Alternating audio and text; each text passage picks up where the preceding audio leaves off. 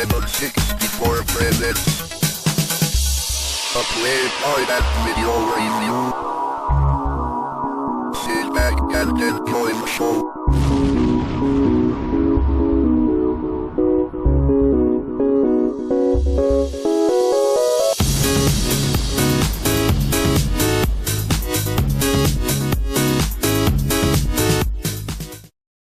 Hey there, welcome to another Lemon C64 play guide and review. In this week's episode, we'll be checking out Double Dragon, developed by Binary Design and published by Malborn House in December 1988. And I remember having a great colourful box of this game, which was a great work of art and introduced the player to some fighting action. So let's see if this game lives up to that hype. Let's press fire and check this game out.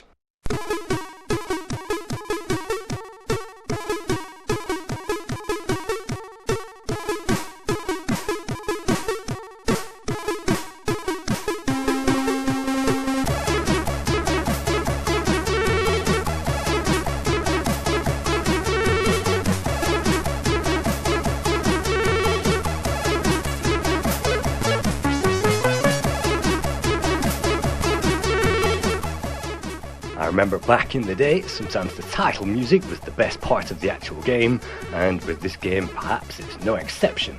And I could listen to this very long title music all day, which breaks down into several parts and is an epic theme in itself.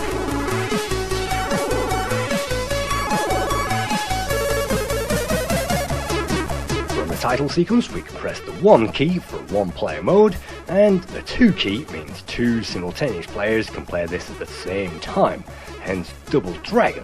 So I've actually invited a friend over. Let's try the 2-player option, and we used to play this back in the day together. Let's see if we are any good at it right now.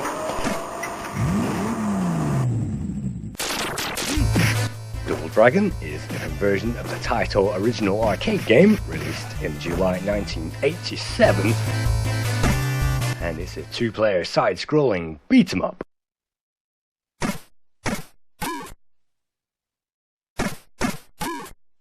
So let's see how we go along with the first guy. I'm the one playing with the pink pyjamas you can see running around, and the blue guy with the blue pyjamas is my friend. The one with the red tracksuit bottoms and the kinky boots is actually the enemy.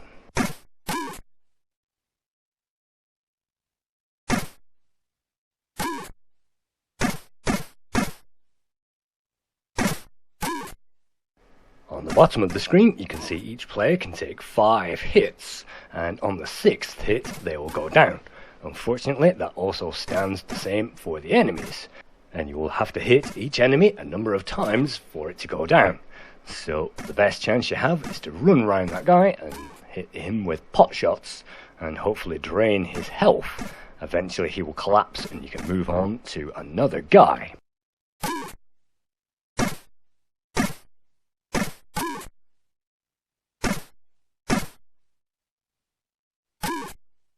After the first enemy, my friend has lost 1 life and is down to 2 points of health, and I've managed to lose 1 point of health, so that wasn't very easy after all.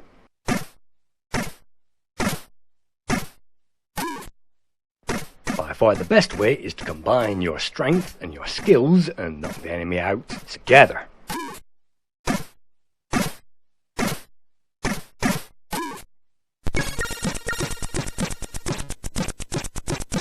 Now that we have a respite from those attacks, let's check out the moves on offer. If we hold down fire and press up, we can jump. Holding down and pulling in the direction of travel will deliver a high kick. Holding down and pulling down will give you a headbutt. Pulling bottom right will give you a nice knee jab to the groin.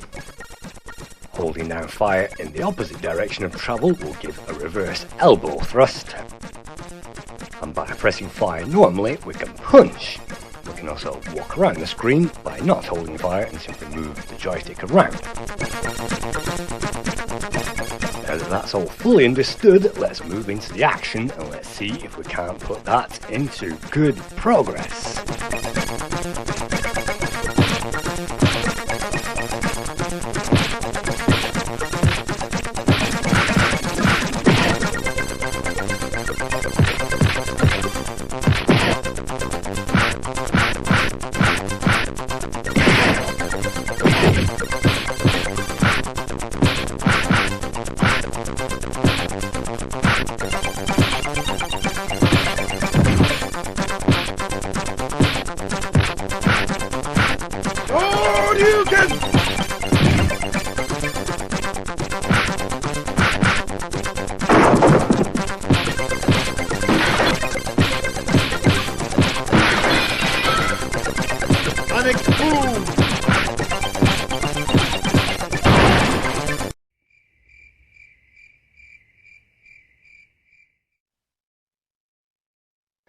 Back to the action, and there is no in-game music in the game itself, and in fact in-game music wouldn't have hurt this game, and better sound effects, as you've heard from International Karate and RK Plus, were certainly available on a Commodore 64.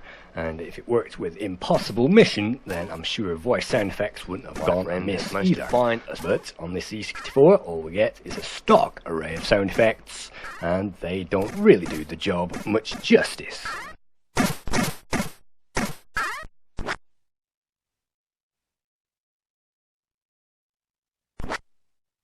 You can see my friend has managed to find a sword. And there is a very nice beetle on the background, showing the fact that there are good graphics in this game. Unfortunately, you cannot climb and descend the ladders and everything from the arcade.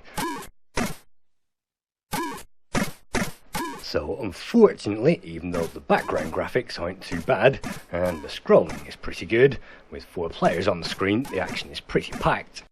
And you can't really use all your amazing maneuvers to tackle those guys, so all you can do, just like my friend, is to hit those guys and run away.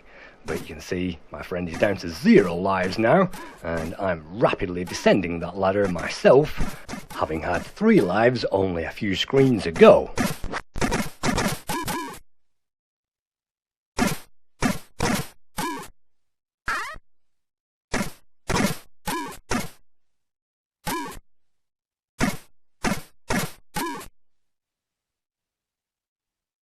You can see the female characters in this game are wearing even pinker pink pajamas, and they are destroyed with another unique ow sound effect, which is, well, quite ridiculous really.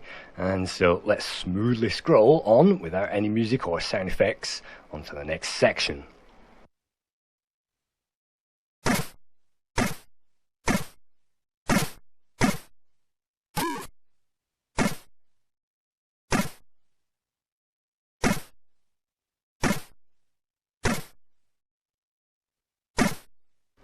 Even in 2-player mode, it's still possible to run ring around those guys, and if you hit them, run away, hit them and run away, then this game should be an absolute pushover in all modes. And if you tackle those guys and push those into a corner, as you'll see, there is no way out. So this game is pretty easy, it's just that we are actually getting our ass kicked because we haven't played this in 20 years. But that's no problem for me because I'm about to die, and it looks like my friend is on his last legs as well.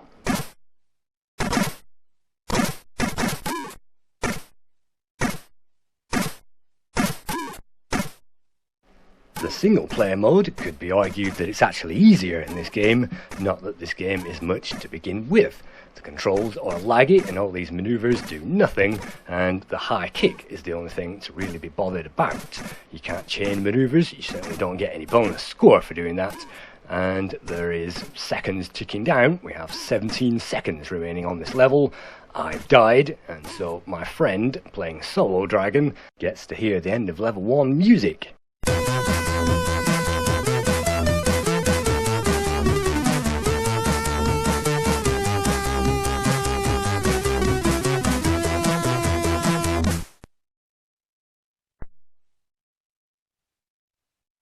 And then it's back to some more loading from the tape or the disc. And I remember back in the day, the tape version of this game really took forever. So let's skip on and let's enter the second stage and witness this masterpiece arcade conversion.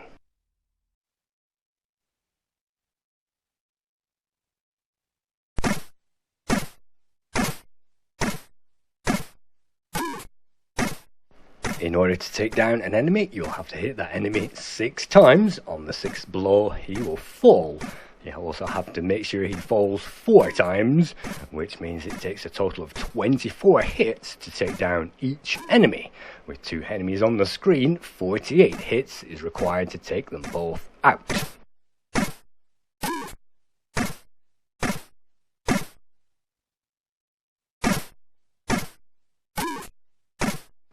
This mechanic can get a little repetitive, to say the very least, especially if the enemies get stuck in the corners, and even boxes in this game have to be jumped over. If you fall off those, you'll lose a life. So let's see if we can make it onto this platform. And apparently the creators of this game, Binary Design, actually hired some new guys who hadn't even worked on a Commodore 64 before, and that's why the game is a little terrible.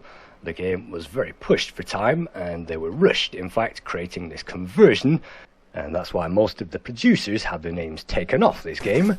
We don't know who coded this or created the graphics, but we do know the music was created by Charles Deenan of the Maniacs of Noise, spelt Deneen in the Hawkeye game, but Charles Deenan, well, he created the music for Zamzara, Mr. Heli, Narco Police, and Satan for the Commodore 64, before moving on to create the sound effects for the Lost Vikings, and great games like Wolfenstein 3D, 1992, Baldur's Gate, Descent 2, Black, Battlefield 4, the Need for Speed games, and also Call of Duty.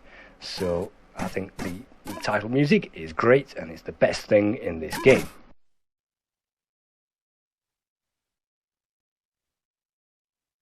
Moving on to the scores, Commodore Format gave the budget release 85% in March 1994. Your Commodore gave this game 80%, Commodore User gave it 43%, CMVG gave it 42%, the current Lemon 64 score is 30%, Zap gave this game eventually 18%, and Commodore Force gave the budget release 6% in November 1993. Which gives this game an average total of 3 out of 10. So thank you for viewing another Commodore 64 play guide and review.